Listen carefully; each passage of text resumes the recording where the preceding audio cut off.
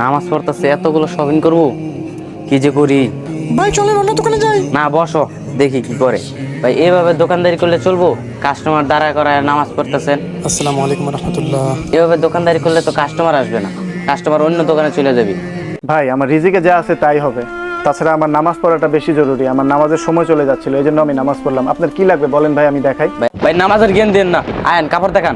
কি হয়েছে ভাই, কি সমস্যা আপনাদের আমাকে বলেন ভাই। কি ধর্ম চাইলে আসছেন ভাই? নামাজ পড়তেছে, কাস্টমার দাঁড়া করায়, এভাবে দোকানদারি করলে চলবো? আপনার ব্যবসা তো ডুবাই দিবে।